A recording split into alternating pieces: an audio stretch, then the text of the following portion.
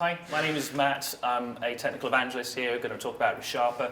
We're going to talk about ReSharper Ultimate Edition, and really kind of the first question of that is, what is ReSharper Ultimate?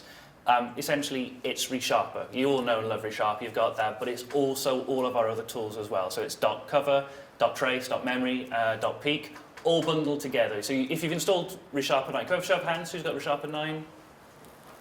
That's a good percentage, that's good. So if you've got ReSharper 9, you'll have seen this screen already. This is our new unified installer. It installs everything.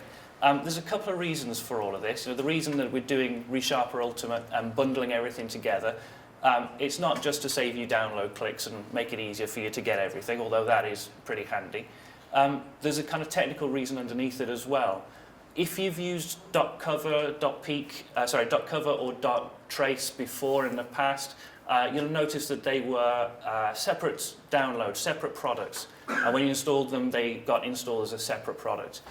This was great from an isolation point of view. You could have different versions on and it would work and it'd be good and everything.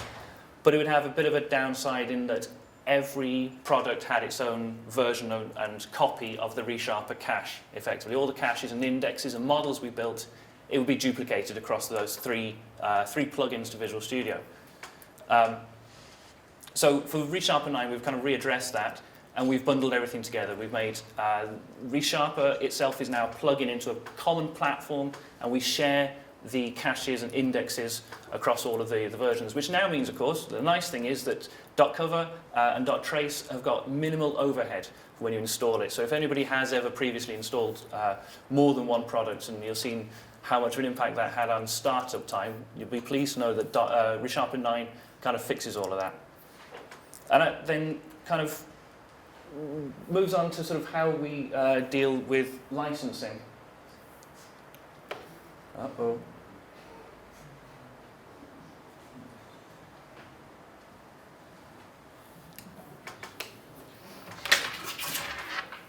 That's not good.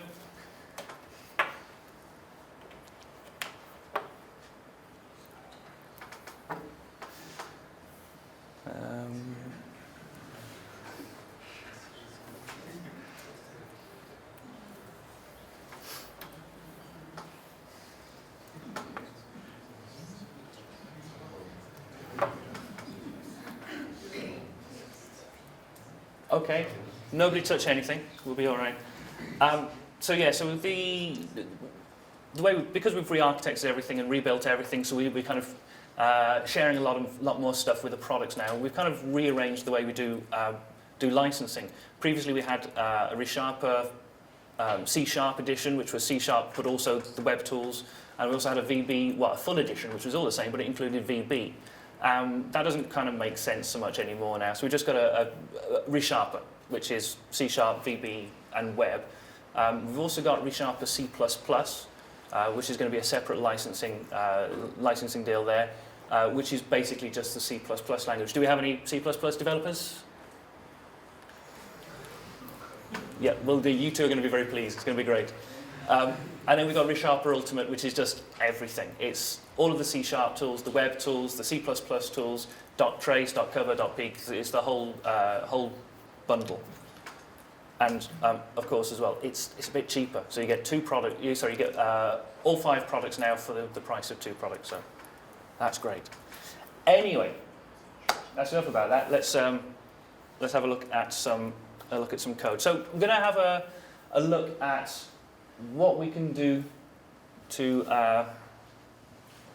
some tips and tricks for ReSharper. Can everyone see okay there? Is that all right? Okay with fonts? So this is all looking pretty small. Let's just see how my fonts are looking. Let's bump that up a bit. Okay, so we're going to have some hints and tips. We're going to look at some of the ways you can work a bit more efficiently with ReSharper. I mean, there's going to be a whole bunch of things which you know and love, but the aim of this is to try and give you a few hints and tips to things which you might not have done already. We're going to start with navigation and navigating your way around your code base a bit easier and a bit quicker. So we've got the standard shortcut here, which is go to everything. It's Control T. You can see down the bottom I've got a little plugin which will show us the keyboard shortcut as you type. So if you need to know any keyboard shortcuts, keep an eye on that. It's very useful. And this is our go to everything. And you just type here, and it'll just take you wherever you want to go. So you can just type member reference, and it'll take you to the type member reference, or it'll take you to symbols and fields and files called member reference. And it's all well and good, and it's all good, but you can do a bit quicker than that. You can just use camel hump. So hopefully everybody knows that you can just use the initials of each letter there to take you to where you want to go. You can also use a wildcard in there as well. So M*R will take you to something like method definition rocks as well. So you can use a bit of a shortcut to get you to where you want to go. We can have spaces in there as well. And the spaces are used to delimit namespaces.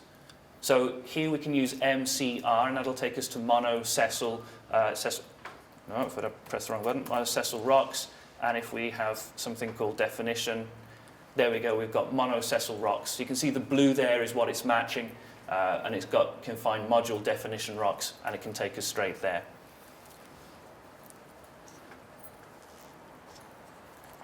Another thing we can do is if we're looking for member reference,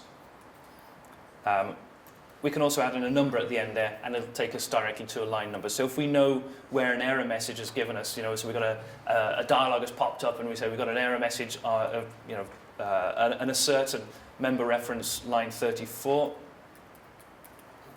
Maybe not line 34, it doesn't like 34. But 12 there, we can take us there, and it'll just take you straight to that part there. Line 100, and it'll take you to the appropriate line for you there. We've got the go-to file member. This is another of our go-to menus here, the tools that allow you to sort of navigate around and get into somewhere. This is great. This gives you a whole list of all the symbols that are available in that file, but this list can sometimes be a bit overwhelming. It can be a bit much, a bit long, and you might be able to want to find the thing you're looking for. So you just start typing, so you can just narrow it down very easily, and it works great if there's methods that you're trying to find. It's a bit trickier if it's a constructor, so you can use CTOR. You can use the special keyword there, CTOR, to give you the constructor, and it'll narrow it down to just your constructors. You can also use public, and this will give you all the public symbols that are in there, or private, and that will then give you all the private values that are in there as well. So again, it's about trying to narrow these things down and get you to where you want to go a little bit faster and a little bit easier. By the way, if you have any questions at any time, please just shout out and stick your hands up and let me know. More than happy to answer anything at any time. Oh,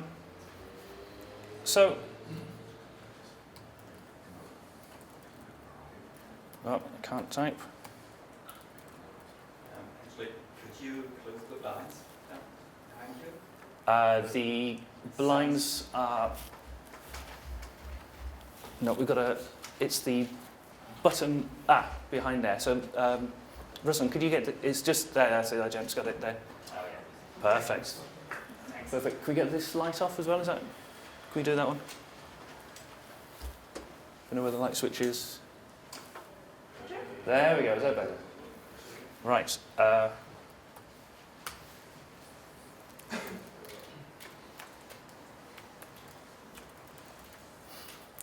Right. This is a nice little thing. I'm using an EAP version of ReSharper 9.1 at the minute. You might notice something that's going on here is that I've spelt member reference wrong. ReSharper is now picking up the fact that we've got a little typo here, and it's fixing it all for us. So this is a great one. If you're just going quickly enough and you just get it wrong, it'll fix it up and pull it in for you, which is a nice way of getting there. Right, so what else have we got then? Let's have a look. Ooh. Okay, does everybody know the Navigate To menu? Let me just get to where we're... So we've got the Navigate To context menu. Let's zoom in on that one again as well. So you can invoke this on any symbol, and it'll give you a list of all the navigation options that are available at this particular place here. where the text cursor is, and it gives you a whole bunch of useful ways of navigating around. It's one of our entry points there. I'll go into entry points in a minute as well.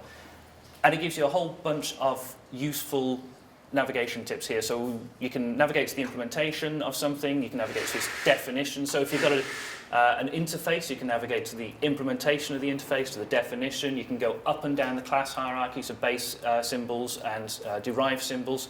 But there are some nicer ones there as well. Extension methods and exposing APIs. These are really nice. So let me just find good on net. So if I look for all the extension methods on here, it'll now give me a list of all extension methods that are defined which match this particular object. And this might be things that match method reference, or if we go down a couple of items, which I can't do because I'm zoomed in. So, for example, here we can actually see extension methods for an interface, which are applicable to this class because this class implements that interface. And do you see the little magnifying glass icon in the top right? That is displayed on all of our menus there, and if you click that, it then puts those results into a fine results list for you so that you don't have to keep on invoking that menu, navigating, coming back, invoke the menu, navigating, and so on. They're just here in the results list. And you can, which also doesn't look like it's playing, but it gives you the full list of everything we got there. Let's zoom in so I can still use the mouse. That's it. Hello. Is there an auto expansion? Normally I have to expand these things. There is an option, I believe. Okay. Let me just come out of Zoom so I can see what I'm doing. In the this is another useful tip as well. You just hit search in your in the options, and there we go. So we can expand search results tree by default. So if we check that and do that again, get our extension methods and zoom in, and now we kind of we've got everything expanded by default.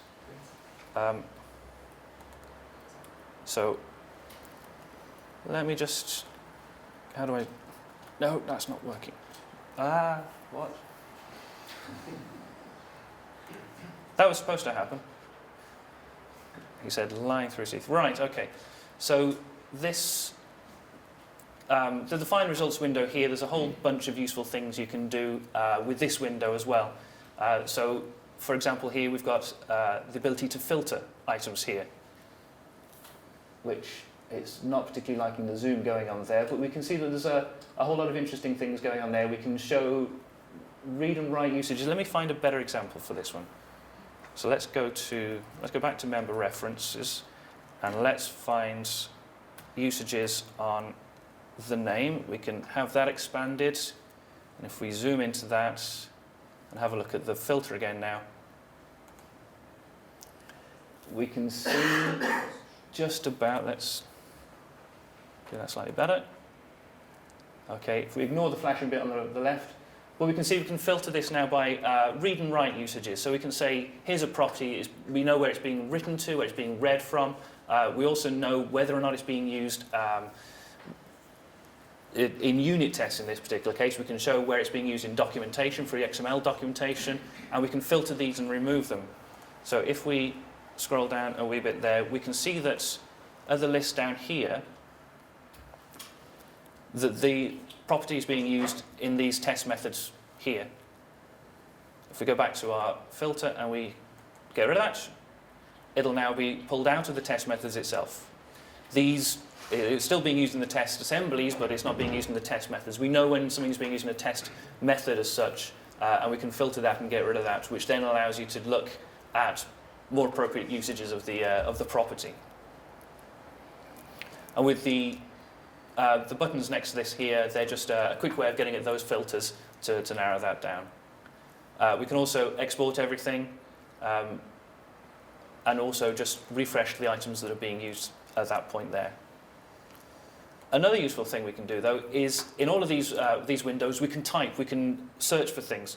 So we can say, okay, well then find me something which also matches method, and it'll narrow down that result there and highlight those. So if you know to search for something which is quite broad, and you want to narrow that down, you just type, and it'll clear it all up for you. And of course, we've got lots of different grouping options as well, which is very useful for looking at things in a different way. Right, so let's pop back to this one here. Let's find a bit of code. So if I just do, oh, really doesn't.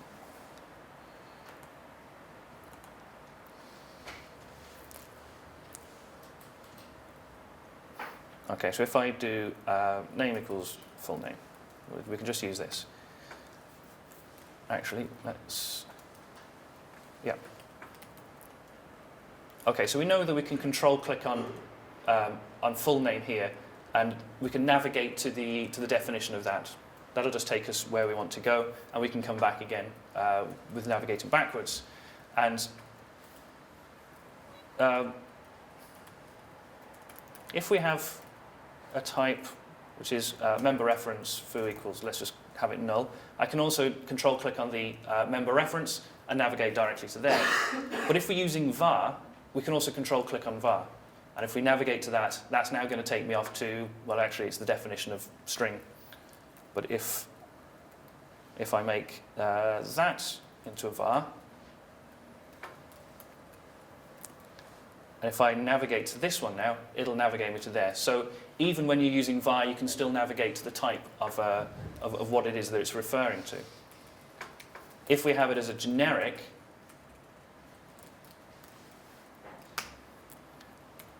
now when I try and navigate to it, it'll navigate to there. If I try and go to the definition of the type, ReSharper will say, well, what did you mean now? Is it list of T or the string? So because we know it's a generic thing, we kind of now disambiguate whether it's going to be for the generic item or the type parameter itself. Right. Okay, the other thing I wanted to show you then for navigation was exposing APIs. So if we have method reference, this is another useful one in the go-to menu here. If we select our exposing APIs, the next item down there,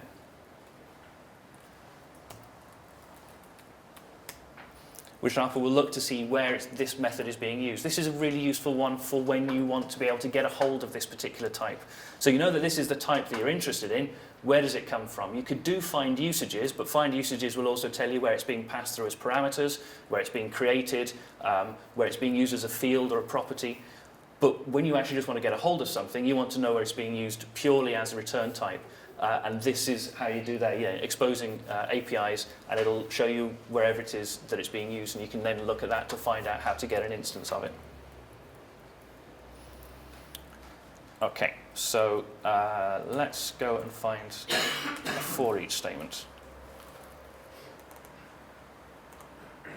Okay. Because the navigate to menu doesn't just work on classes, it also works on things like methods, where you can say, go and find me now all the function exits. And now given that method here, it'll now highlight everywhere that the functions returns out. So if you want to figure out what your control flow is going is about in a complicated method, you can see how it's being used. If we had, instead of that, we had a continue statement here, you can see that as we typed it, ReSharper highlighted the for each statement, but then that's only as we type it. So if we now go and look at, it's redundant, so let's just write something. It's not showing me. What have I done wrong? There is also a navigate to control flow targets. So there we go, control flow targets. And now that'll take me directly to where it is being used. So if I've got a break in a for each statement and I want to know, well, where does that take me back to? I can do navigate to control flow target, and then that will then take me up to the for each statement.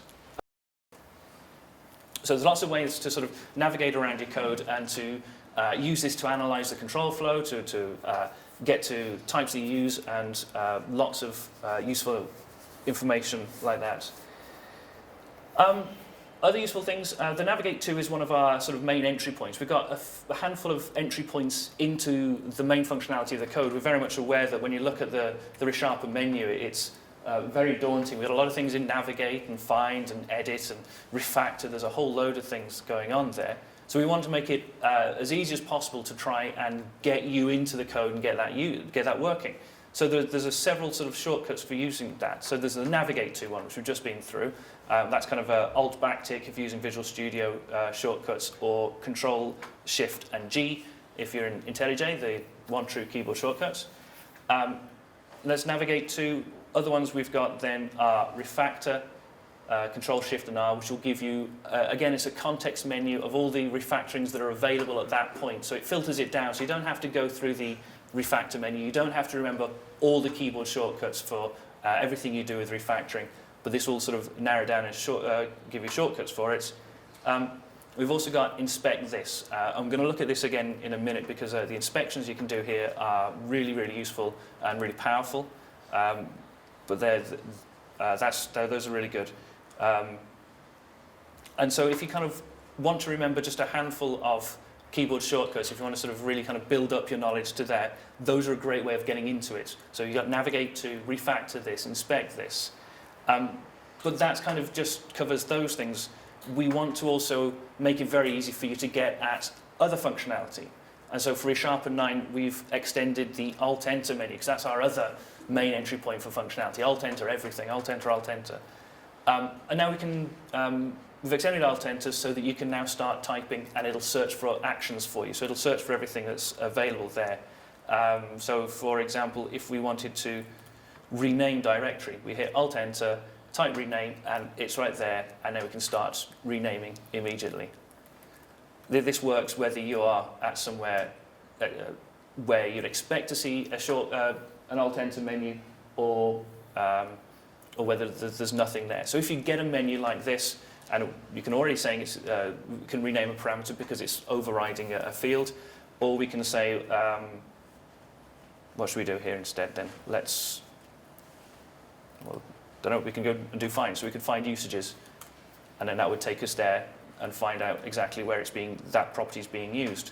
Alt-Enter on a method, we could find usages here. We could use this so that we don't have to remember the keyboard shortcuts to go and do more advanced things. And this will allow us to choose the options that are available there. And one thing we do as well, once this is being shown, is we show the keyboard shortcuts which can use to actually invoke that, which will then allow you to more easily pick up those keyboard shortcuts and take your ReSharper knowledge up a notch. Okay, so right, so let's have a look at some editing stuff, I think.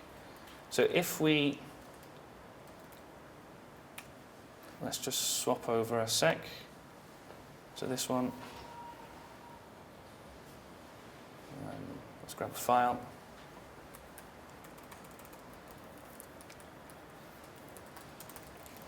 So if we have a class which we're creating here, so let's have it with a name, and we'll have it with an age. And if we just have a method which is going to do something, what we want to do here is, let's say this is going to be returning back a string. We can do return here, and we immediately get some IntelliSense, some code completion, which is showing us values that are available at this particular location. And it shows us name at the top because we know that we're returning back a string, and it shows us a bunch of useful things there. And it also shows us age, but age is an integer, so we can't return back age. There's no point to that. So what we've got here is, let's just move that down. We can use smart completion. If we invoke smart completion here, which is Control Shift and space, we show just the things that are available at this particular place. And then we've got what we call double completion. And double completion is, it takes it to the next level, it steps down a level basically. So it knows that the current context has got name, which is a string which can return you a value, but it also knows that it's got age as a property. And now if you do double completion on this, double smart completion, it knows to look down into age and see that, well, actually, I can get a string from that integer by calling toString. And now that is something which is applicable in this area, so I can use that, and it'll return that, and the code makes sense. The other useful feature with code completion that we've got at the moment is filters down the bottom here. So when we are writing code normally, the code completion, the idea behind our code completion is to try and get you what you wanted as quickly as possible. So we have a lot of items in this list. The list is very big. It's got all of your types that are available, and we will just complete it. So the idea is that you just start typing and we will complete it for you. But that's no good if you want to do any browsing. And so we've got a whole bunch of filters down the bottom here which you can use to browse. So we can filter down to just say interfaces, or we can filter down to just classes, or even just methods, or delegates. We can also filter by visibility, so it's public or private or whatever. And these as well can be done with keyboard shortcuts. So Alt-C, for example, toggles classes. You can say, well, actually, I want to ignore classes, so it'll filter those out. We can turn off delegates. I'm interested in keywords, or I can say I'm not interested in keywords. And again, it's a good way of filtering down what it is that you're trying to find and get there a whole lot quicker and easier. And of course, we've got the typo. ReSharper 9.1 adds the typo fix in this one as well, which is good because I always spell return wrong. So I'm very pleased with that one.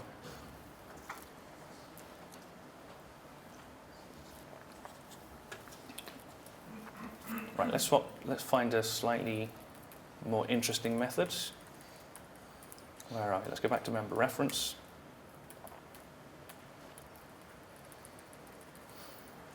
Okay, so if I wanted to delete some of this code, I could get down to the end of the line and select it like that, or I could select multiple lines, or I could grab the whole class itself, or I could get ReSharper to do it for me using the extend selection. This is a great tool to use to be able to quickly extend the selection to the current to bigger and bigger to bigger and bigger scopes.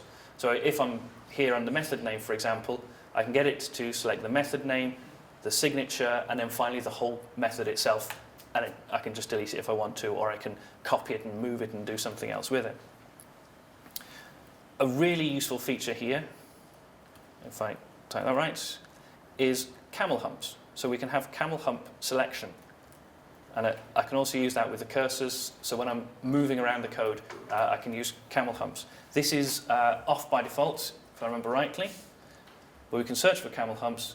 And in the editor behavior tab there, we've got this use camel humps tab. This is a really useful way to be able to select parts of your code and get things working quickly. So if I actually didn't want that to be member full name, I wanted it to be member name, I can quickly just select that part of the name based on camel humps and edit it, delete it, what have you.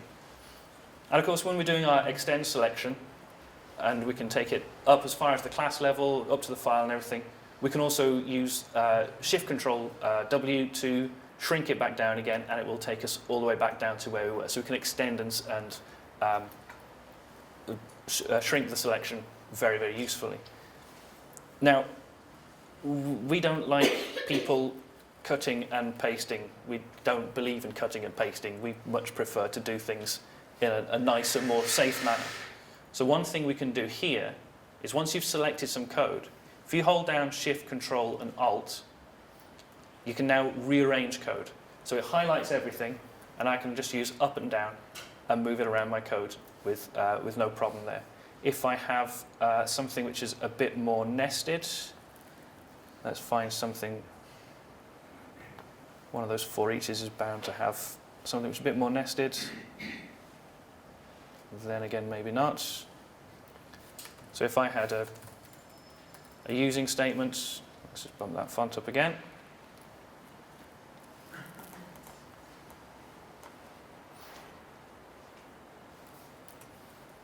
And if I had a variable foo equals 12, if foo equals 23, let's write something to the console. So I've got some nesting levels here. I can do the rearrange code here as well. So I can move things up or down within the scope there, or I can use left to push it outside of the scope. And I can then take that up further and move it around in there, can push it down below, and move it around in ways which are really useful. Common scenario is where, actually I want that foo to be back inside the using statement here. Instead of kind of copying it and pasting it, which we don't like because we don't do copy and paste, we can instead use the rearrange code again, but on the closing brace, and just move the brace down. So rearranging code is a very powerful way to edit your code without having to copy, cut and paste and move it around. And then, of course, because that's in the wrong place, we can just move that back up to how it was before. Let me see. Okay. Anyone got any questions on... oh, yeah, there was one other thing before we get into that. So if, for example, we're here, we can get ReSharper to complete things for us. This is another one as well. Complete symbols. I'm not sure if you've come across complete symbol before, but it's as you're typing, you get to the end of a statement, but there's a whole load of syntax you need to do, closing braces, closing three braces, putting in semicolons, or adding in the statements for an if. So if we have if true, I can hit complete statement, and it'll put the closing brackets, the opening braces as well, and it'll fill all that in for me and put the cursor in the right place. So ReSharper can finish off the syntax for you and make your code right. And that works even if you're calling several methods and you've got several bits of syntax to close up and complete. Okay, anyone got any questions so far? Right, let's have a... I have a question. Yeah, sure. Is there a way to format the code so as to remove blank rows or extra spaces? Or like that? That's going to be in the code cleanup. So under Tools, we've got the cleanup code, and you can invoke that, and you can that will be able to remove spaces for you, and it'll basically put everything to the formatting that you want it to be in, that you've got defined in your options. One thing we do have right now is, if you see in the gutter there, we've got a little brush symbol. So that means you can do Alt-Enter and you can format the selection as well. So that's kind of a quick way of formatting what you've got there. If I just swap to another solution, this is JavaScript, so let's just bump the fonts on this as well. Right, so this is a good example with formatting. It's the same idea. Select something, format selection, and it'll reformat it for you. So now, but what we can also do here is that we can then configure it directly from that code. So we can say, well, let's have a look in. If we go to the options, we have a look at the JavaScript. We've kind of got 4 pages worth of options for formatting, and it's like, fine, I could sit through all that and draw that and find out exactly what it is that I want it to be. Or we can Alt-Enter, format, configure, and that'll show me just the options which are applicable to that block of code. And you can edit that up, and it'll change it as you go, and it will reformat the code that you've got highlighted there, and allow you to see exactly how it should be formatted. We've got that for, when you click Save, then that saves it to default. We've got the Save To options, which allow you to save this to the default settings, or you can save it to team settings or just personal settings. The team settings will create a .settings file next to your solution, which then gets checked into source control. So that's very useful for sharing stuff around the team. And of course, you can just cancel it and it'll just return everything back to how it is. We've got that support for JavaScript, TypeScript, and C++. We're looking to wire it up for C# as soon as we can. I don't think it's going to make 9.1, but fairly soon. Hello? Do you have a possibility to align it as we see it here with the double point when reformatting the code? To align it to what, sorry? Ah, I see. So is there an option to do that? Yes. I don't know offhand. Let's see what it says. I've lost my selection. Where's my Alt-Enter menu gone?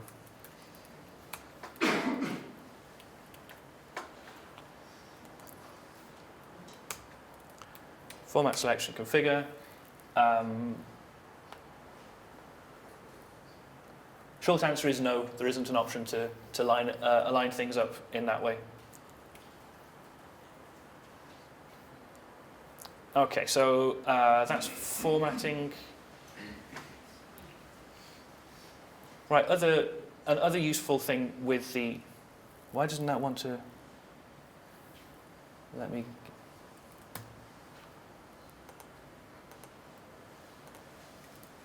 okay, another useful thing, similar to the formatting, when you hit Alt-Enter on a selection, we've also allowed you to surround things. It's very quick and easy to surround things just from Alt-Enter. By default, we can surround with braces, or we could select, surround with brackets, or we can then expand it. We've got it's like a secondary list here, where you can, if you really must, put something into a region, or we can select that. Oh, we can delete it. We can select it, surround with if-defs, try-catches, try-finallys, and so on. And you can even define more. And this is all defined via live templates, which are very easy to set up and use.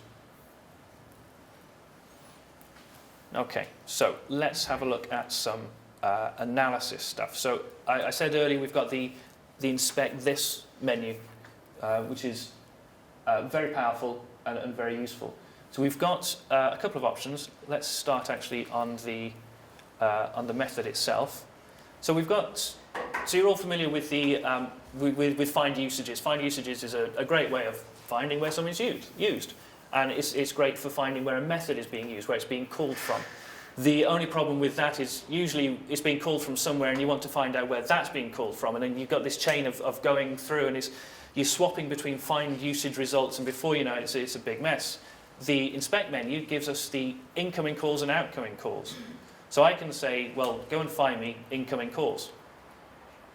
And ReSharper will go off and it'll show us in the inspection results where this method is called from. And you can see we've got an attach method there. It's being called from on add, on set, and on insert. And it's like, well, okay, on add sounds good. Where does that get called from? And he says, oh, well, it gets called from collection.add, which is probably not a good idea to expand. Let's get rid of that one. But we found a bunch of stuff, so that's nice. And again, we've got, let's come out of Zoom because that's just getting complicated. So the inspection results here, we have got all of our results, and ReSharper also gives us a nice preview at the bottom, which is great. So you can kind of step up and down. You can see then where the method itself is being called, and it'll highlight it to show you that it's being called. If we go back to here, well, then we can see, okay, we've got elements. I can do find usages on elements, and in fact, Visual Studio highlights that thing for me as well. But I can say, well, okay, well, where does it come from? And so I can use value origin, and that'll show me, again, that's going to be a fairly simple one because it's the same methods that are being passed through. But you can see that the different thing is being highlighted there. It's highlighting item. And if we have a look at, no, I keep on pressing the wrong key to get out of that, we can see that the ReSharper is now highlighting the value that's being, I've done it again. It's highlighting the item value which is being passed through. So we can do that for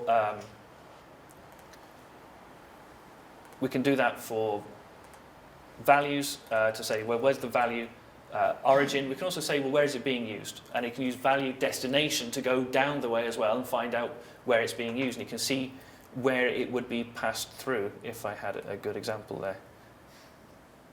No, I'm not going to have a...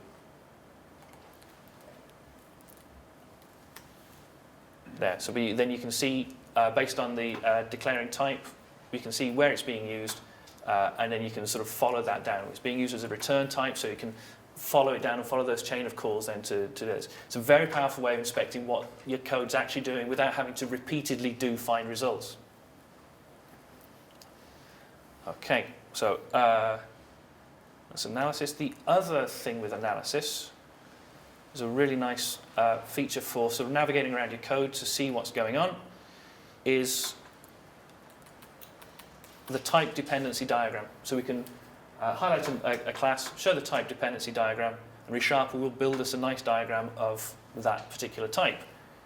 If we hover over the class, we get to see a very rich tooltip giving us all the different types that are being used by that class in various ways. So we can add base types, and it'll add them to the dependency class.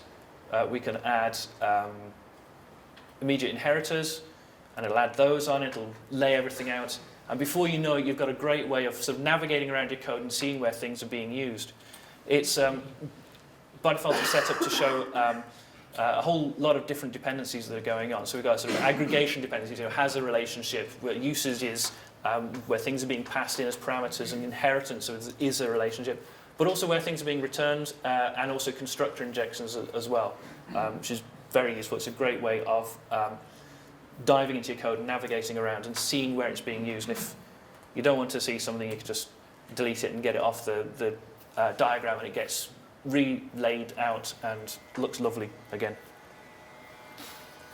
Okay, so let's have a look. What should we do? Some inspections, I think.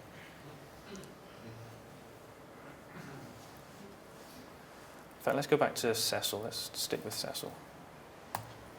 Excuse me, Hello. Yes, there's a question. the possibility to export it? Uh, Diagram? yes. Yes, you can. Let's just get back. No, pressing the wrong keys again. Yes, you can export it to a ping file. A ping image. So let's go back to there. Let's go to. No, it's inspect.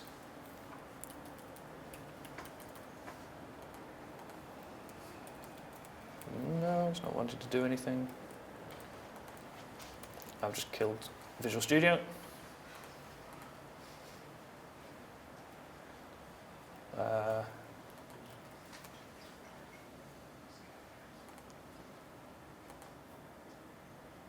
Right, one sec.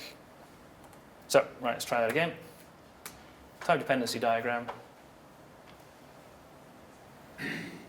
We've got the export button there, and it just sort of exports it to a ping image file, which you can then do whatever you want with, put it into a Word document, continuous integration, whatever you want.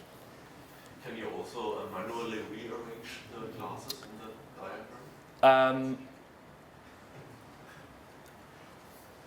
That's a very good question. I've never tried. Let's add those types. Yes. Just like that. Move that over there. And it's good. So yes, you can do it. Another thing you can do with this one, actually, if I've got this switched on, is you can drag it. So you can see that we've got the types here in different folders. So we've got a mono-Cecil metadata folder. We've got a mono-Cecil folder. If I grab type reference and drag it out just to the mono-Cecil there, ReSharper says, right, well, do you want to do a move refactoring then? I can move it into that folder for you. And it'll apply the refactoring for you and do it. I won't do that just now, but we can do that. So yes, that's very nice.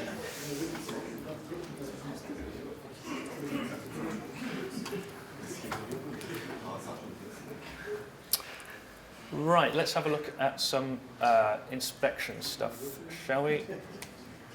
What should we have?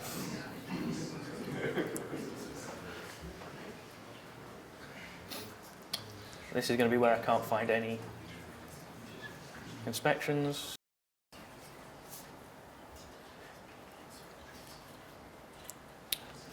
Okay, so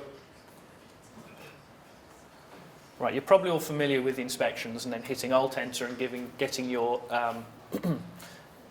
hitting Alt-Enter, getting the options then to fix things up and having a quick fix and ReSharper making all the code right. Things that sometimes get ignored is the fact that you can change all of the settings for all of these. You can disable them if you don't agree with them. We get plenty of people who don't necessarily agree with the naming styles we've picked as defaults or other such inspections. So this one here is we've got an inspection for a virtual member call in the constructor. And if you know that actually I don't particularly care about this one, you can disable it. You can disable it once with a comment, or we can expand it out. We can say, disable it in the whole file with a comment, or disable it but then restore it straight afterwards. You can disable it for just the constructor or the class, or you can even turn off all inspections in the file so that ReSharper doesn't do anything there. So you can see that now ReSharper is just saying, yep, everything's fine, and ignoring everything you've done. And what we've done here is we've added a comment at the top of the file, which just tells ReSharper just to not do anything there at all. The other thing you can do as well is you can configure the inspection severity. So you can say that actually I do want to have this as an inspection, but I don't think it should be a warning. You know, it's like it's fine and everything. You can change it to a suggestion, and when you change it, then ReSharper just re-highlights that with green to say that actually it's fine, or instead, you know, just drop it down to a hint, and so you get the little dots just at the start of the method name there. So it's still being analysed, it's still a thing, but it's not necessarily going to be as shouty as it can be. And again, here we've got the save and save to options, and so we can save to the shared team settings so that everybody gets those settings. So if you decide in your team that var is absolutely fine, you can turn off those settings and have those saved to the team settings and everybody share it. The other thing in this menu here, we've got two interesting things. We've got one which is why is ReSharper suggesting this, which will take you to a wiki page we've got, which will tell you, we give you a little bit of a description as to why we think that's bad. So some of the inspections have got this, some of them don't, but we've got some explanations as to why we're showing this where we can. And the other one we've got is find all issues of this type in scope. When you hit this, it'll go off and it'll try and find all of the items that match this, and it'll give you a chance to say what the scope is going to be. Find it in just the particular project, find it across the whole solution, or even specify a custom scope as well. And when you click OK for that, ReSharper will go off and think about it, and it will again show it, bring it up in a find results, inspection results list, which you can then use the standard sort of grouping and typing and everything features to get at that there, and also the refresh button at the top. Once you fix them, you can go back and refresh. Hello. As for that, find all instances of this suggestion Yeah. warning, and still, sometimes, especially with cosmetic changes, it would be nice to actually be able to solve all these from there. Because if you get like 100 instances of something you really want to fix everywhere, Yep. you have to go through manually at least, and previous versions was really annoying sometimes. Yep. So if I just bring up this next thing, so those are our bulk fixes. Really, we agree. We'd like to be able to change things automatically across the board, across a wide scope, and we have. We have facilities for this, and we've been improving that as time goes on. So ReSharper 9 sees a lot more quick fixes being able to work on a wider scope. If I just load this, if we go to, in fact, it's right there. So, the standard one is like the usings. You can remove them in a file, but if you extend this, we can remove them in the folder, project, or solution. If we zoom into that. So, but we can also we can remove redundant code in the file, folder, project, or solution. And we got more. So, regions. They are divisive, and where's my cursor gone? If I Alt-Enter that, again, I can remove all the regions in the file, in the folder, or across the whole solution. And if I do it in the whole solution, I've got dodgy code, which doesn't compile, so it can't, but I can do it across the whole file, and it'll just delete everything up there. Same with things like naming standards. So we can do a rename here. So the ReSharper's warning here is saying that foo, underscore foo does not match the rule for public fields, and it says I should rename it to capital foo. And so again, I can rename just this one instance, or I can rename it in the file. And what it's going to do here is it's actually going to run a refactoring, rather than just kind of changing the code or cleaning up and deleting regions, so changing your syntax there. It's going to rename the files, and it's going to rename the symbols, and that'll affect other code as well. And so running that will then just take it through and do a rename for me. So we've got a whole bunch of those in ReSharper 9, and we are continually trying to apply those across the board. So yes. So, okay, that's inspections, I think. Let's have a think. Right. Let's have a look at some of the tools then. So we saw this a little bit earlier. So when we navigate to a type, we can control click on something. So for example, I've got generic parameter here. I can control click on generic parameter. Whoops, it's gone. And ReSharper can navigate to it, no problem, because the C# file is in my project. But we can also navigate to symbols that we don't have the source code to. So for example, we can control click on string, and ReSharper will go off and it'll get me now the source code to string. And what it's doing is it's decompiling the code on the fly and displaying it as a C# file. This is very, very powerful, but it's not necessarily enabled by default. The first time you try and navigate to a symbol which you don't have the source code for, ReSharper gives you a prompt and says, what do you want to do? Do you want to display it? Do you want to have ReSharper decompile it for you? Do you want to go off and there we go. I mean, those are the options it gives you, really. Do you want Visual Studio to just do what it wants to do? Do you want to go to the object browser, which is useful, but it's not code? Navigate to the type in the Assembly Explorer, which I'll show you in a sec, or navigate to sources. And navigate to sources is the one that you want, really, for them be able to see exactly what's going on. You can decompile code on the fly. And furthermore than that, ReSharper will look at the PDB files, the debug information for any third-party code you've got. And if those PDB files have source information in them, it can go off and download those source files. So, for example, it can check Microsoft's reference servers. And in fact, it'll check Microsoft's reference source servers for PDB files in the first place. So it can go off, find a PDB, download that, see that there's actually source information, and it can go and download the real source code for you. So it doesn't even have to decompile it for you.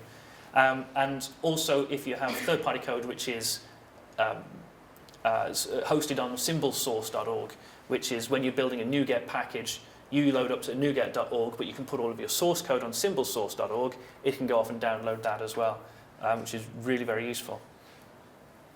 So the Assembly Explorer is a new thing as well. This is kind of based on dotPeek, effectively. It's using some of the information from dotPeek to give us a means of decompiling code. So ReSharper can decompile code for you by navigating to it. So if you control-click on string, it'll go off and navigate it to you, but it can only decompile what's in your project. The Assembly Explorer allows you to add more items into your that can be decompiled and viewed than is already available in your project, if that makes sense. I'm not entirely sure it does. So basically, we've got the icons at the top there. We can click open. We can then navigate to a DLL, load it, and have it included there. So I've got NUnit framework here, and now I can just navigate that and download that, decompile that, sorry, and have a look at the assert code. And ReSharper will show it inline in code there for me. And this functionality kind of already exists in dotPeek. We can see on the side here, we've got the Assembly Explorer already, and that's how we load interesting things there. The things that aren't perhaps well known about the Assembly Explorer in ReSharper or dotPeek are the fact that it can handle things other than files. It can handle zip files, and that means NuGet packages. It can handle folders, so you can load up an entire folder and it'll just load all the assemblies in there.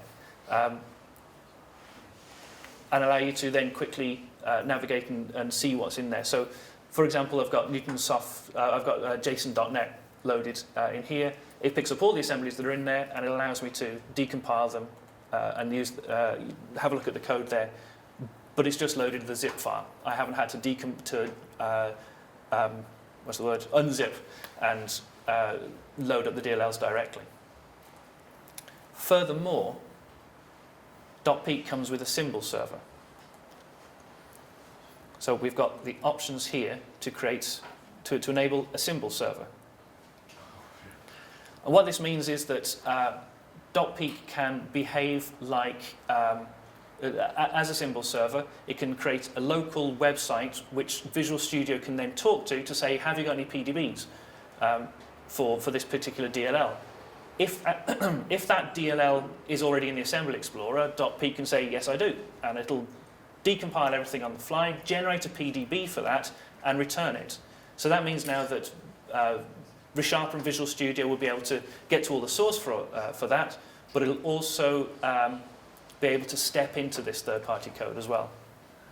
So all we need to do here is we grab this URL here, the localhost URL, copy it to the clipboard. We then swap back to Visual Studio. In fact, I'm in the wrong project. Let's just quickly load up the right project. That one.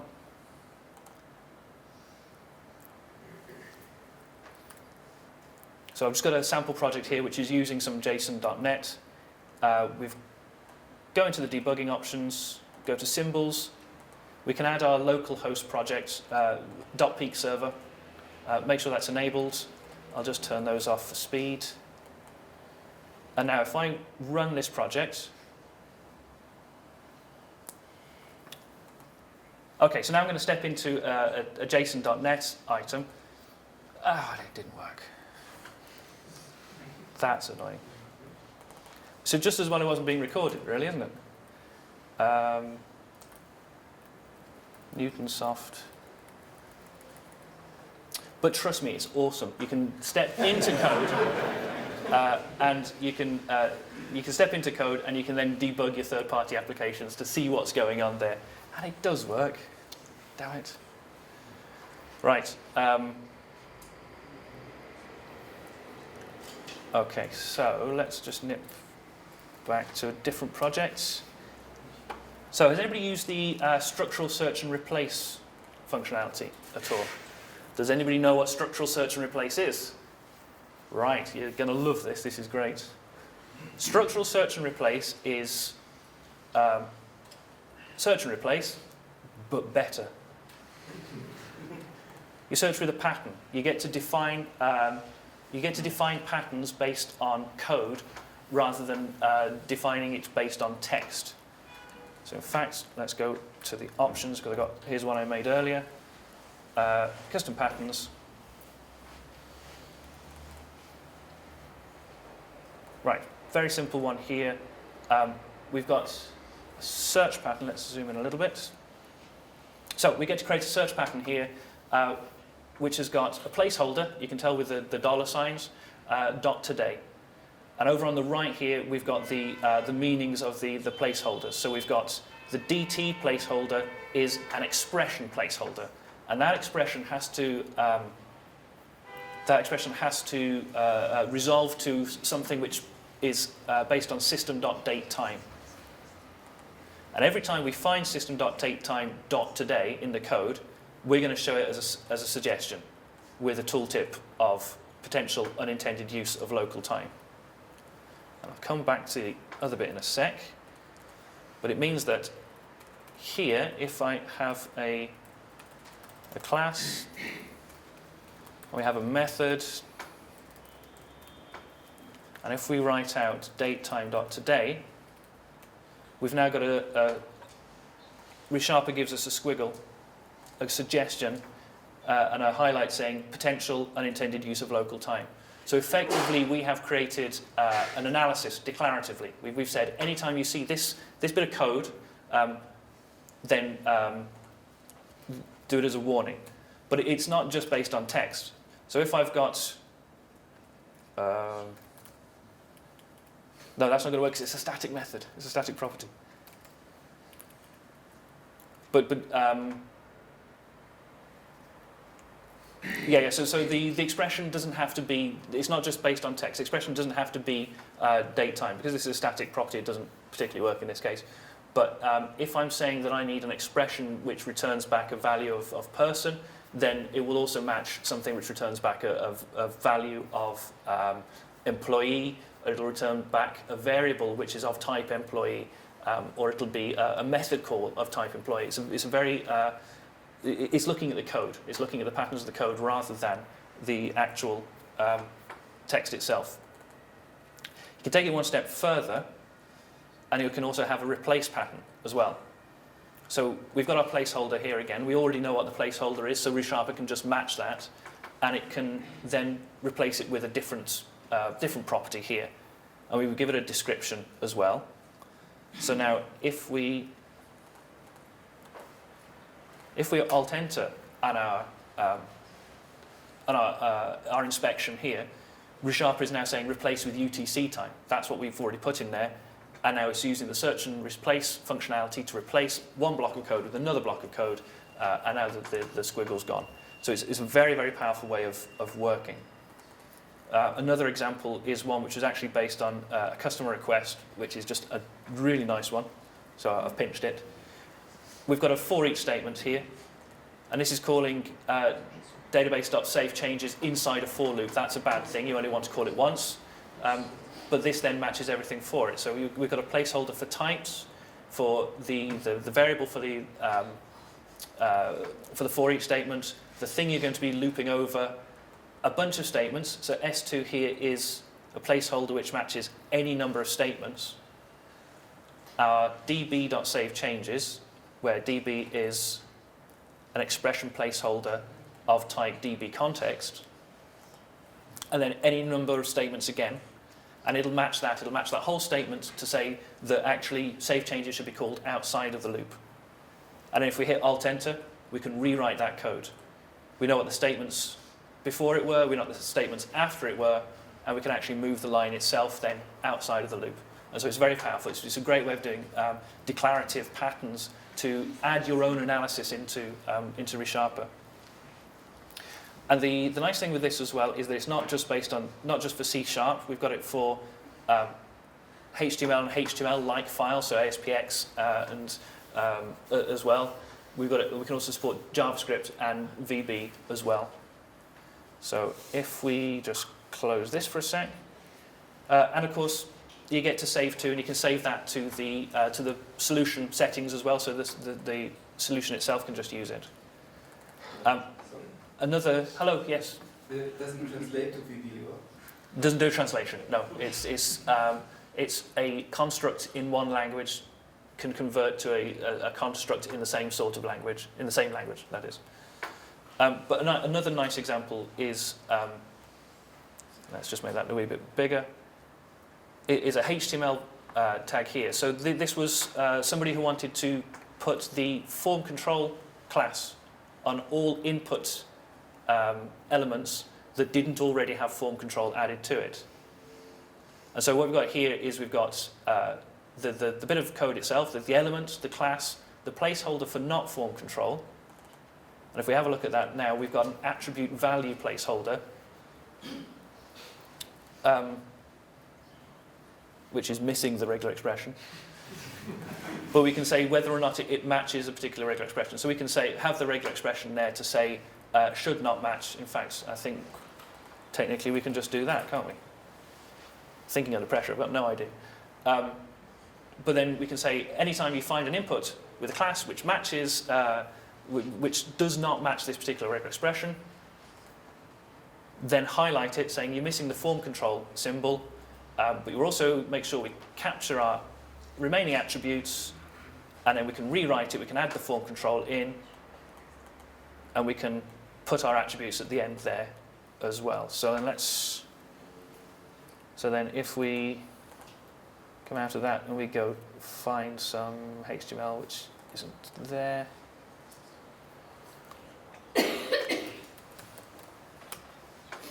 So if we have our HTML here and we have our I can't type, input class equals foo, type equals text, ID equals thing.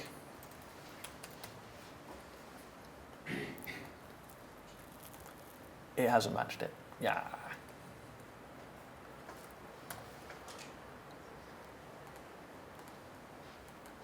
Right, let's make that a warning. Hopefully, there we go. So it was hidden underneath the warning about the element there. We've now got a, if I zoom in on that a bit, we've now got a warning. It's saying we've got a missing form control here. And if I Alt-Enter that, I can add the form control, and it'll rewrite my code then to add it back in again. And because my regular expression is dodgy, it's the warning's still there. But you get the point. That's all good. Right, so last thing I want to show you now actually for ReSharper stuff. I think, let's see. Let's not save that. So has anybody used the dotTrace Explorer before? God, this is great. Right, so I have a simple, I've got a test method here, which is just a test method just to make it easy for me to run. And what it's going to do is it's going to throw an exception. And that exception is going to give me a call stack. And it's a test, right, so we're going to forget that that's there. What it's also done is it's copied it to the clipboard. If I invoke the dotTrace Explorer now, I get a nice call stack, which is then parsed by ReSharper, and I can click on all these links here, and it'll navigate it around for me. You can see it's on the left, it's navigating to the right location. I can also click on the method names, so it can navigate that. So if I don't have the source for it, it can navigate me straight to that class, or indeed the method as well. And so that can just parse anything that you've got in memory, on the clipboard. So if you have an assert dialog that pops up with a message with an error, but also a dotTrace, Control-C on the assert dialog, straight into the dotTrace Explorer, and you can navigate around it. Same with log messages. If you've got something from a log file, put it into the dotTrace Explorer. It's then a great way for you to be able to navigate around the call stack and get straight to the bits of your code without having to find usages and navigate to straight there. So it's a nice way of getting straight into something. Okay, I think we can leave it there actually for ReSharper, unless anybody has any questions or anything else they want to particularly see. Have you guys seen regular expression support? All right, one last thing then. It's there. Where are my little test projects?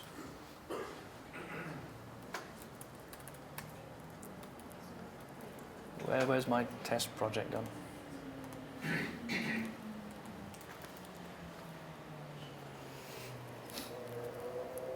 It's that one.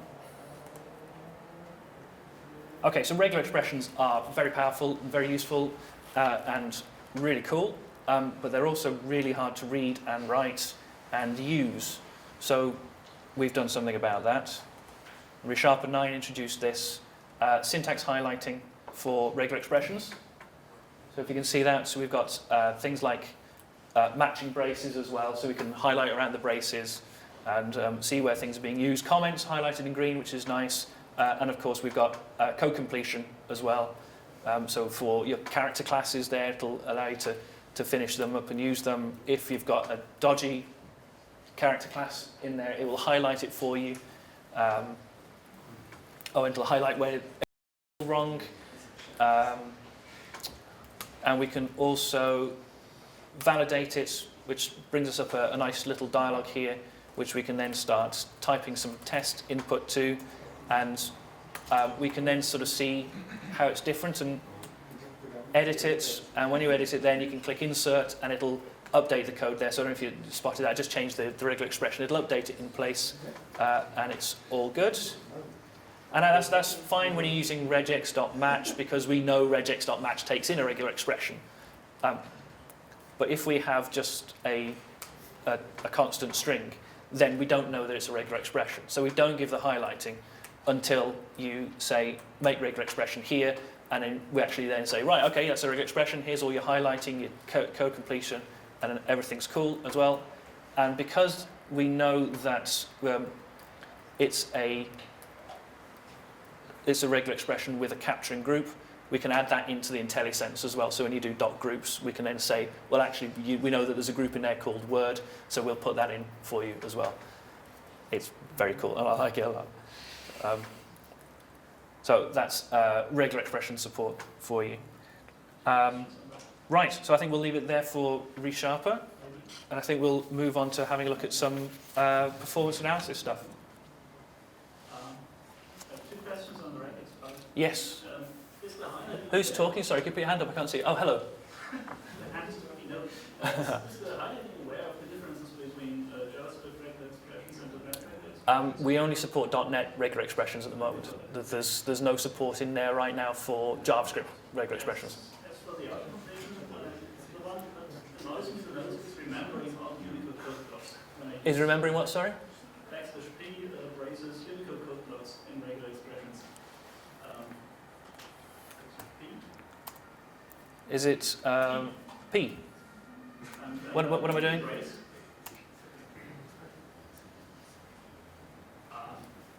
You can actually say, I want a character from that Unicode block.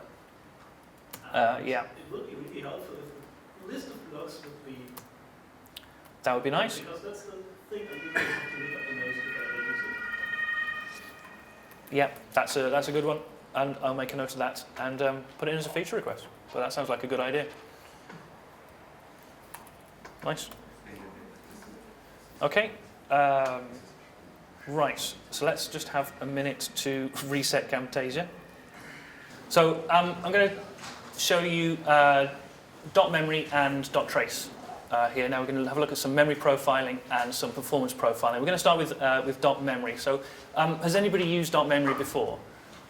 Right. Did you use dotMemory 3? dotMemory 3 is quite a while ago, and it ended up not seeing a lot of love for a while, and dotMemory 4 is basically a complete rewrite. And I want to show you dotMemory 4 because it's actually pretty cool. It really is one for you data nerds out there as well. It gives you a huge amount of information and all the tools then to slice and dice and drill down into it and visualize it and see what's going on. I've got a project here which is a game of life project. What we're going to do is we're just going to run it under the profiler. So I want to see, so then I can sort of show you the user interface and see how things are looking. We've got it integrated with ReSharper. The way to sort of launch it, you can just say launch the startup application, or you can have a standalone version which will allow you to attach the processes and debug and so on. But we're just going to launch it from ReSharper. We've got options right on the main screen here. The big one here is whether we can control the profiling manually or via API. If we do it manually, it just means we use it through the user interface. But we can also control it via an API. So we can have in your code, you can say, disable the profiler up until a certain point, and at that point, start profiling. When you finish an operation, stop profiling. So we can actually sort of limit the scope of what's being profiled, which is a very useful way of just making sure that we're not doing too much work. There's a checkbox here as well, which is about start collecting the allocation data immediately. So if you want to start... So collecting allocation data is relatively expensive. It's going to affect your performance. It's also going to use up memory itself. And if you don't need to be collecting that information, don't check this right now. So for example, if you're profiling Visual Studio, but you wanted to see what happened when the solution was closed, you wouldn't want to collect allocation data until you're about ready to close the solution. So we can just run this. We'll launch dotMemory. And it'll then launch the application under that we want to profile. Okay, so there's our application. It's a simple game of life. We can click start. It'll show us some useful adverts, and it'll just run, and it'll be great. In the background, well, here now we can see dotMemory itself, and the first thing it gives us is an instant overview of what's going on with the memory. We can see the different generations of the heap. We can also see the grey area at the top there is all unmanaged data. So that's all overhead for things like the CLR itself, the JITted information, the loading of the DLLs and so on. That can be useful, or it might be just a bit of noise. So we can disable that there, and then we can just see our own code.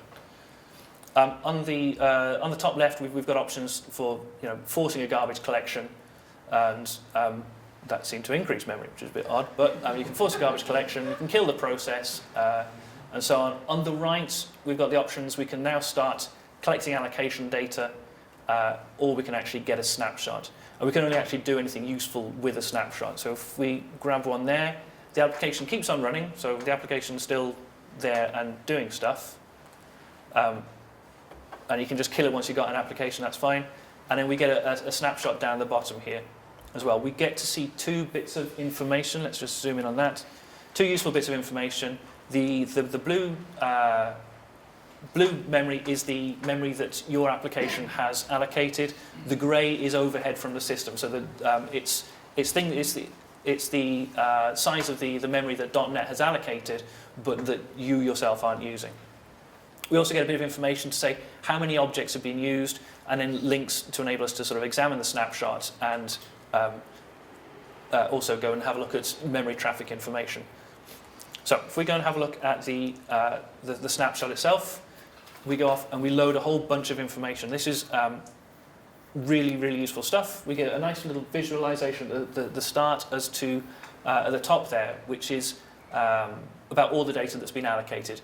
You get to see it in 2 different ways. What is the largest size, which is saying that a particular object is using this much memory, or you use the retained size, which is saying this particular object and all of the objects it references are using this amount of memory.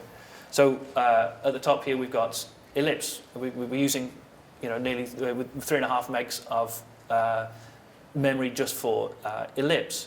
But if we have a look over on the largest retained size, we get to see that actually we're also using 11.5 meg for everything else that ellipse uses. So that allows us to sort of drill down and see what's going on there. We've got links there to sort of go and then drill down into that and have a look at it.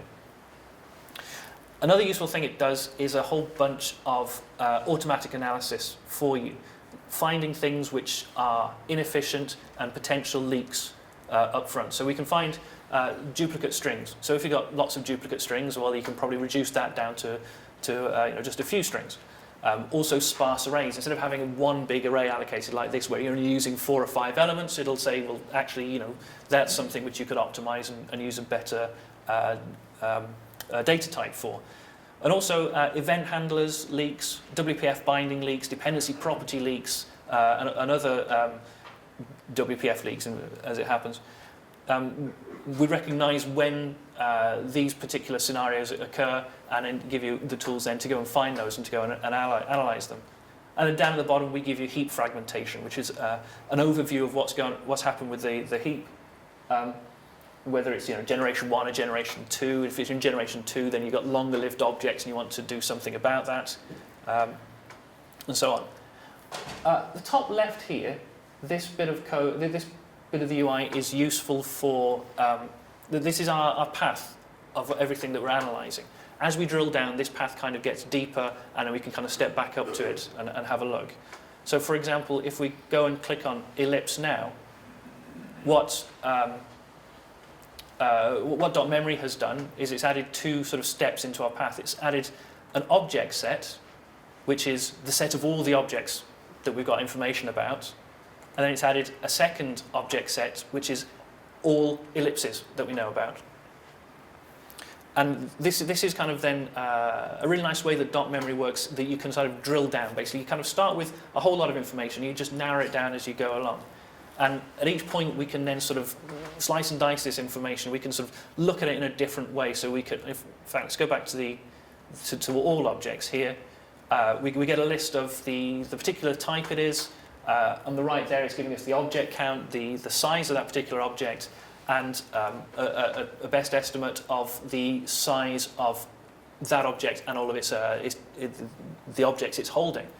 And we can then sort of make decisions about how much memory is being used. It's also useful to see the icon on the left-hand side there. That icon there, I mean, that's just a common Visual Studio style icon telling us that it's a class, and that's useful. But this one here is telling us that it's a value type. And what we know is that when we've got a value type in that list, we're allocating an array for a value type. That means we've got boxing. And boxing then might have implications on performance. So it's useful to see up front what's going on there. So on the left here, we've got a lot of useful ways of looking at this list. So we initially get a plain list, but we can also group it by namespace. And so we can see, well, okay, the system stuff, I'm not interested in that. But we've got our game of life, so we can see types in here which are useful. And that then might be something which we can use to drill down further. We can also group by assembly which interface it's being used.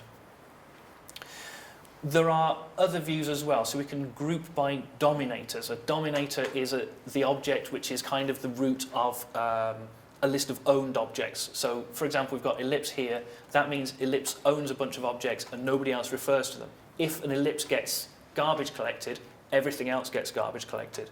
So this is kind of trying to help you manage the objects that you're interested in by just looking at the ones which should be garbage collected and cleaned up. So, for example, we've got grid. We can see that in our grid, in our game of life, we've got an array of 2 cells. And if we expand that now, we can then also see that the array of cells has now got 27,500 cells in it. And if we kind of scroll over, we then get to see how many objects and what sizes those are that are being used. And that's nice in UI. Let's see, is that going to be better? Not zoomed. So we've got another way of looking at it as well. So instead of having a flat list, we want to try and visualize some of these things, give you a bit more of a quicker way to see where the most memory is being used and what you can do about it. So we give you this sunburst chart. This is new for the new version of dotMemory, which is currently in EAP. And each one of these rings here, it tells you what type it is, and then you can sort of follow it down and drill down into what types and subtypes are being used there. So ellipse is using most of the memory there. We can see that this render data object is being used a lot by ellipse, and we've got a 3-item list which is being used by render data and so on. And we can just kind of double click and sort of step into these. Camtasia doesn't like that. And we can zoom in, and we can then sort of reevaluate the list as we go along, reevaluate our items, which is very nice. If we have a look, come on there. There's our grid. We can sort of expand that, and we can then say, look, well, let's just see what's going on with our grid. And we can see there we've got an array of going on there, and then we've got all of our cells at use there. Other ways of looking at it there is ways of sort of grouping by similar attention. We get to see the core stacks of where things are being used and being held onto, and you can then use that to look at more useful information. We can see a list of instances of all the objects that you've got, and you can double click on that, and again, we've put something else onto the path, and we can see what the values are. We can actually have a look to see what all the field values are, and we can see then what the actual those particular instances are. And of course, we can then also have a look at a traditional sort of call tree view of what's going on, of where things are being allocated. See back traces, so you can see where things have been allocated from and go down the way. And we've also got a way of looking at the call tree as an icicle chart. The idea of this is that at the very top, we've got our root method, and this stretches across the whole width of the chart. And then we have items such as this one. As we drill down and go into other methods, so every bar below that is a method. and if it calls 3 methods, you're going to get 3 segments in your bar, and the length of the bar depends on how much data was allocated, and the color of the bar also is how much memory has been retained there. And you can sort of drill in and have a look at those, and you can sort of zoom in and find that to then see where it's being used and how useful it is. And of course, then you can group by generations as well. Things that are in generation 2, you probably want to say, well, actually, they're a bit more long-lived. I want to do something about that and examine that and have a look. So, right, let's kick this one off again and have a look at something a bit more useful. Let's just close that. Okay, so if we fire that up, we'll start collecting straight away this time. And what we will do is have a look at a leak and see how we would examine this to find out where the leak is. So this one, the idea is that we have our add windows there, which are lovely, and the idea is we want to sort of be able to close those, and we want to be sure now that that has actually I've just done the wrong thing. Let's start that one again. I forgot to get a snapshot. Okay, so we want to look at the add windows, and we want to make sure that we're not leaking anything with those add windows. So the idea is we will run the application, we'll grab a snapshot before closing the windows, then we'll close the windows and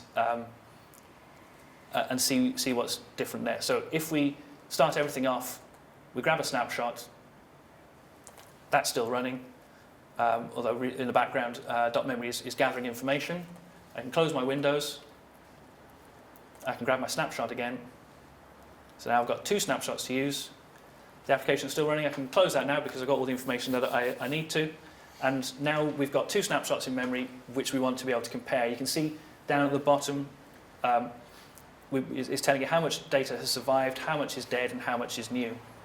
So if we go and if we click on compare, let's pop back out of this, dotMemory will give us a comparison of the objects that we've got. And we can see that there's a lot of objects there because a lot of things have survived and a lot of things have moved around and everything. So what we probably want to do is try and make that a bit simpler. We can group by namespace, and we can come in and we can say, well, there's our add window. And if we have a look here, in the survived column, we actually see that there are 2 instances there. So we can see we've got 2 instances there. We can click that, and dotMemory says, right, okay, well, you want to open those instances, and we can then have a look to see how and where it's being used. So if we click on the group by dominators, because we know that something's holding on to it, so let's find out what. We need to find one of the dominators, because again, the dominator is the thing which holds on to the object and keeps it into memory. And if we step down here, we can see we've got our add window being used as an event handler as part of the dispatch timer. So we know that actually we've got a leak here. We've added something here, but we haven't unsubscribed something. So we can then step into our dispatch timer, and again you see on the left-hand side we've got our object path, and we kind of stepped in. We're drilling into that a bit further, and we get to see our 2 objects here. We can then have a look at instances of those. Doesn't matter which one. If we just have a look at one, and we can see that actually. Have a look at the instances of the. Where are we? I want to open that object set. I want to have a look at the instances of this dispatch timer to see how is it holding on to one of those items there. So I've got my dispatch timer, and I know that if I go into my event tick, my tick event handler, I see that my add window is still there. Okay, so if we then have a look at the incoming references, we get to see, where is it, on target there. If we open that instance there, we can see the creation stack. We get to see, I've just got myself in the wrong place, sorry.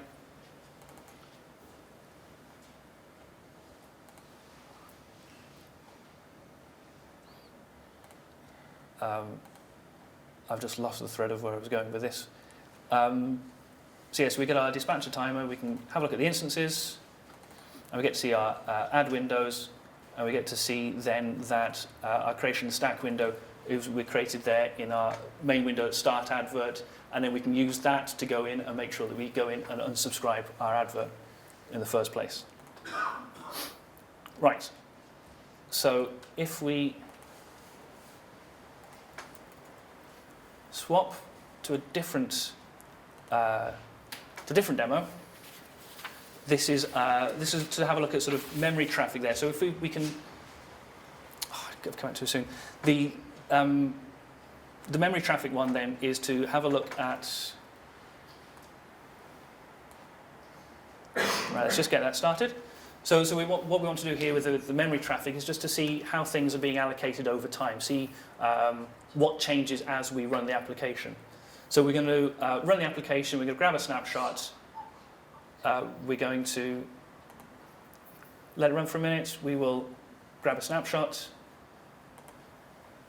we'll let it run for a few more generations to see what happens.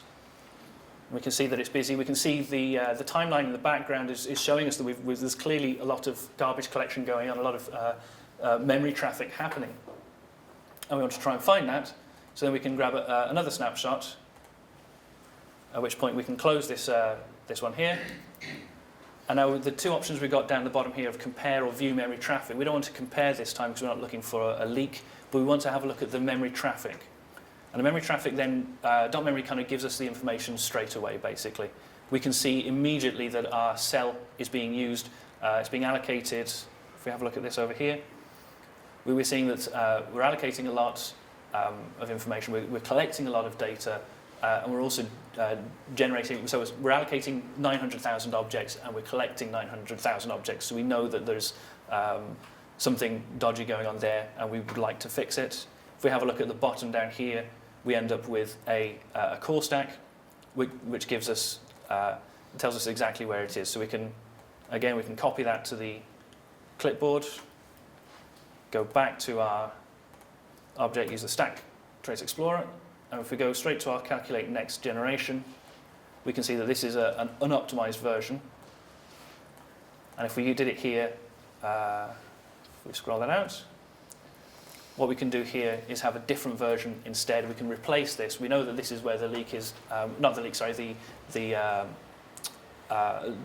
too much memory traffic going on because we're creating a new instance every time. And instead we can write a new one which is always updating the in-memory reference that we've already got. And we can clean that up and we can then verify that to show that it's all okay. So the other way we can look at this information as well is by looking at our back traces. And this gives us, right at the top, the object which is using the most memory, and it's using lots of things there. And if we highlight that and go down the bottom there, we see that it's cell that's being used there. So again, it's sort of confirming that this is where our issue was. Question? Yes? Can we also see what percentage is spent in the garbage collector and what percentage is spent in the location of new memory? No, because this is all about the amount of memory that is allocated and used rather than the performance of it.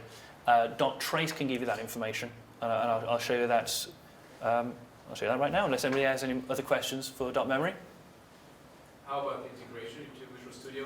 Why do I have to copy the stack trace into the clipboard and then back to the Generally because it's still quite a new product. Even though it's version 4, it has been a big rewrite, and that hasn't been implemented yet. We're still sort of working on that. And actually, before we go into dotTrace, there's another thing I want to show you about dotMemory. This is something which is in EAP at the moment with ReSharper 9.1. It's a library for asserting memory performance in your unit tests. So you can write unit tests that can assert about memory traffic. It's available as a NuGet package. And currently it needs to be run in ReSharper, although we are going to make a command line version available soon. What it allows you to do is basically assert on particular characteristics of a memory profile. So here we've got a test method where we do some work up front. We then call into dotMemory.check, which gathers information and passes a memory object to a lambda which you give, which you can then use to assert information. So you can get a bunch of objects. You can say, well, for example, with the leak, we could have said, get me all the objects where the type is add window and assert that they're 0, assert that they've been cleaned up appropriately. We can use different sort of conditions as well there. So instead of having to just get for types, you can say, well, show me when the generation is there's a large object heap, or in generation 1, 2, or 3, and make sure that nothing's kind of gone up that far as well. We've got a simple way of asserting memory traffic, so you want to make sure that the most memory that gets allocated, and you do that by with an attribute. And finally, you can do sort of more advanced things with memory traffic, where you can get a checkpoint first, and then you can compare that checkpoint with something else. So you can do some work up front, get a memory checkpoint, do some more work, and then compare against that initial memory checkpoint. So you can do more advanced validation against differences between snapshots. And of course, you can also compare things as well. So get the difference between the two and see whether objects have survived or they've been collected or not. So that's that. Let's just swap to dotTrace. So dotTrace is performance profiling, and has anyone used dotTrace at all? No, very good. Then dotTrace has kind of got two modes. We introduced a new mode for dotTrace processing. We've traditionally had a very sort of traditional call stack, where it would show you the breakdown of how busy a particular methods were, and highlight the methods that are that are being slowest, and highlight those at the top. We've introduced a timeline viewer instead now, which allows you to it gets all the profiling information, but based on time. So you can actually see within a particular window what's going on, who's allocated what, who's using what performance, and then see also your top methods in that example there. So I've got a solution here, which is a very simple solution, which we will run.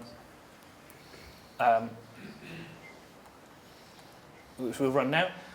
When you profile from Visual Studio, you get several different ways, different options for actually profiling. The first three here: sampling, tracing, and line by line. They're kind of your traditional getting the information and putting it into the call stack method. Timeline is the information that we want to look at now. So the sampling, tracing, and line by line, they're useful for drilling in and finding exactly what's wrong with particular methods, whereas a timeline is useful for analysis of your applications and trying to locate where the issues are, rather than necessarily what the issues are. So, okay, we'll just start dotTrace. The collector will start my application. We've got a little control panel, and we've got our main window here. It's just going to select a couple of files. It then reverses the text in those files, and that's all it does, really. So it's a reasonably contrived example. But one thing it's got here is a little spinny thing here to show us that the animation is currently in use, so that the UI is still working. And when we click Process Files, it starts processing, but you'll see that the UI has frozen.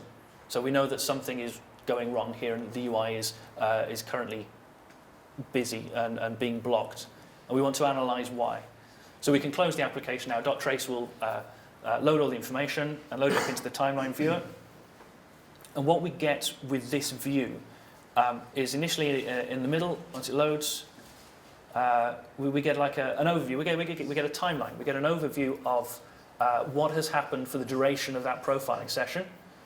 And then we get ways of filtering that down and examining exactly where the issues have been. So here we see on the top, we see our timeline. You can see that not much CPU has been used. It's only taken up 3% CPU. But we can see in our process overview here, we've got some blocking garbage collection, and we've also got a UI freeze as well. So we can zoom in on that section there, and we can see a bit closer as to what actually is going wrong here. And we can use this now to find UI freeze. So we've got some more information on the main page here, which is information about the threads. And we can see that we've got a finalizer thread that's not actually doing anything. and there's another thread pool thread that's not doing anything. So we can actually just get rid of those now to sort of clean things up. We can see we've got a thread pool thread, and this is what's actually doing the processing. So the example is using a background worker to do the reversing of the information. But even with a background a background thread, we're freezing the UI, and we kind of need to see exactly what it is that's going on. So we can see at the top we've got garbage collection going on. So is it the garbage collection that's doing everything? And if we have a look on the left-hand side here, we get to see a whole bunch of filters which will allow us to then sort of filter down the information we've got to see what it is that's doing everything. So we can filter things down by user code, and this will say, well, this is all the units of time that were spent in user code, or file I/O, or garbage collection, JIT compilation, all where the UI has been frozen. And so we want the UI to be frozen at this point here. This then has changed the values which we've got next to all of our items. So those are quite small, so let's zoom in on that. We can see down the bottom here we've got a filter for garbage collection, but we can see that actually we only spent 7% of time in garbage collection, so it's not likely to be that. So we can say, well, okay, let's just exclude garbage collection from there. And we see at the timeline that we've now narrowing down the amount of things that we've got being used.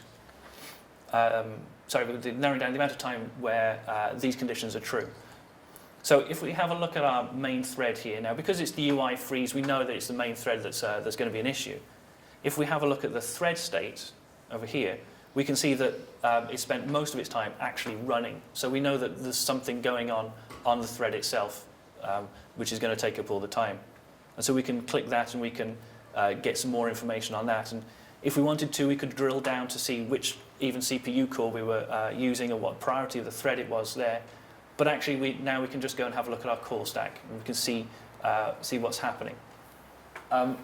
Right now, the call stack is a bit scary because we're including a whole bunch of system methods. It could be useful. It's still useful to see there because it might well be in code, system code that's doing all that. But we can narrow it down ourselves and show us what's going on. So if we have a look at app.main, that's the current one, which is taking 2.5 seconds to process. We can see that actually it's not really doing much. It's in a run loop. So we kind of have to look at the next item down there, and it's process in progress to say that it's taking 62 milliseconds. If we swap back to our code and we have a look at process in progress, we can see that actually that's not really doing much. I've lost it again. That's not doing much, it's just updating the user interface. But by updating the user interface, we're not getting anything going in the actually in the user interface itself. So what we can see is we need to see where this is being used and how it's working. And we can see that it's being used by progress changed event for the worker, which means that that's happening in report progress for the worker thread. So if we then look at this now, we can see that the report progress is being used, but it's every 5 lines that's being processed. If we change that to 1,000 then, we should reduce the amount of work that's happening on the UI thread. And we can verify that. Not that one, that one. We can verify that by profiling performance with timeline again and run it.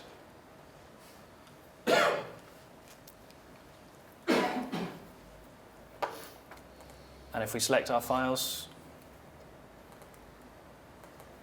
and open that, when we click process files, we actually see now that the UI didn't freeze. And if we get our,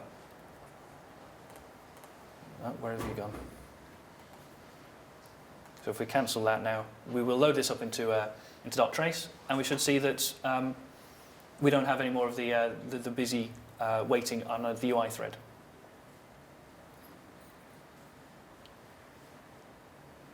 And just loads it up.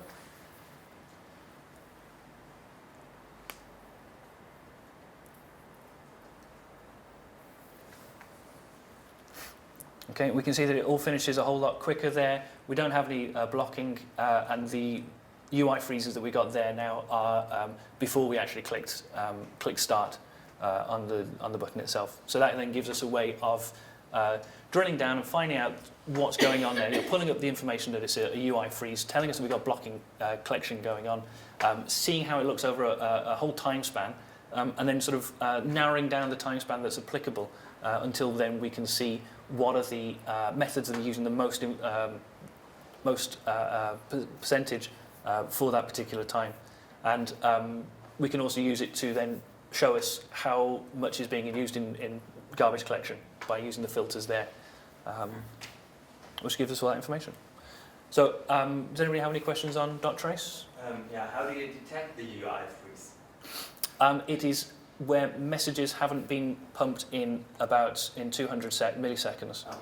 So each of the sort of groups and sections here have got a little icon for help, and it kind of gives you the description of all the things that are useful in there. So UI freeze is the time intervals where the user interface is not responding and it hasn't had any messages for 200 milliseconds.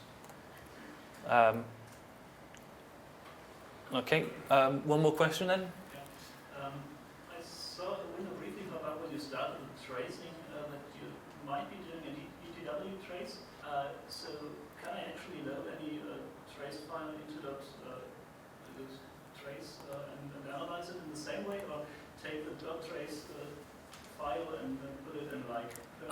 Not that I'm aware of. No. Because sometimes different tools are Yeah. different things. So, okay. I don't believe so. I don't know the details of that. Okay, so the last thing that I want to just point out here as well is the two subjects we've got at the top there is time and memory allocation, and you can look at you can sort of use that one to filter down your timeline by when things are being allocated. So this is also a very useful thing for viewing memory traffic. You can see that performance is being lost due to memory traffic because of memory allocation. I just wanted to point that out earlier, missed it.